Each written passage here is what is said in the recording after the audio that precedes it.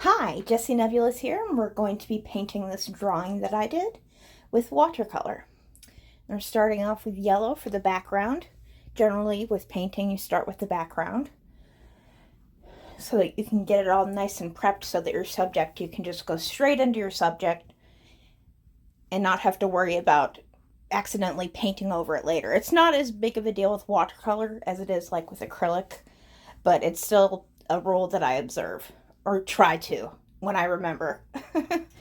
So, I'm using a smaller brush to get into the nooks and crannies, and I'm going to, wait a minute, what am I doing? I'm mixing more yellow, of course I am, because I used too much and I decided to make it a more concentrated color.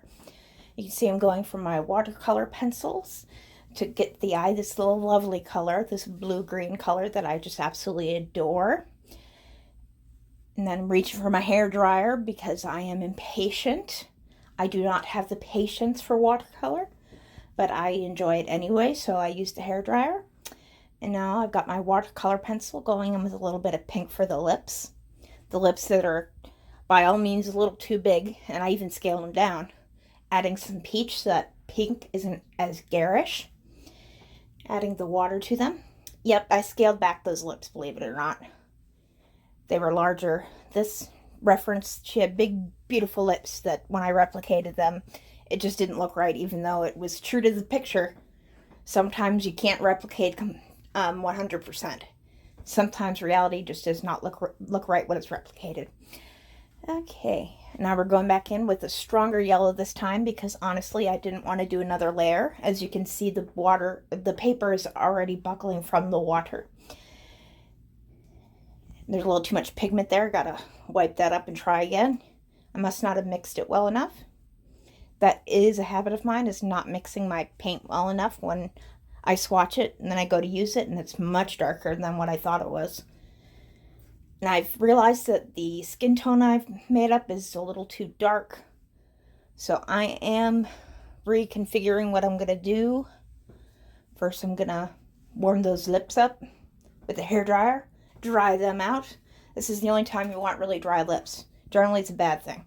So I'm taking a spoonful of the color that I made up for the skin tone and then adding some water to it. Water.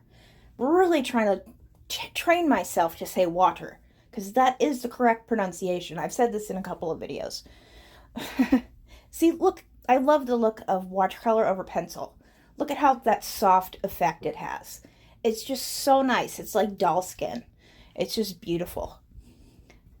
Most people, when they do a pencil underdrawing for a painting, for a watercolor painting, they're like, oh, erase it down really so you can barely see it because you don't want the pencil and the watercolor mixing, blah, blah, blah. You know, screw that noise. If you're gentle, if you have a gentle hand, you can do watercolor over pencil. I do it all the time. You just have to be gentle. You can't go in heavy-handed because then, yeah, it'll muddy up. But if you're gentle, it works.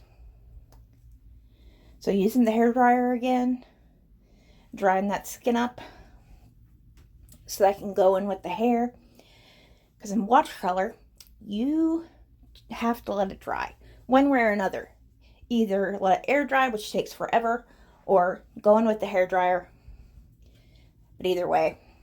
Now I see this is why we picked yellow for the background, because we're going in with purple for the hair. And yellow and purple are, survey says, complementary colors. So that yellow is going to make that purple pop. I generally try to pick whatever the main color is of my subject and give the background a complementary color. That's something I do very often. And it's usually the hair. Sometimes the skin, but usually the hair. So we're just going in with the big brush until we get to the smaller areas of hair.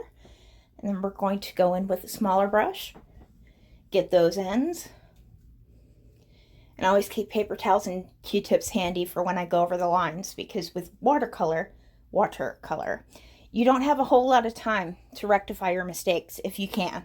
Sometimes you can't do anything. If the color that you're going with is just too dark, if there's too much pigment, you can't wipe it away even if you're really quick about it.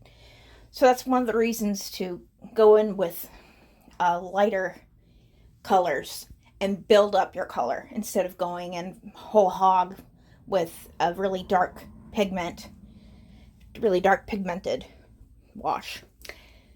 So going in with the second coat of the purple.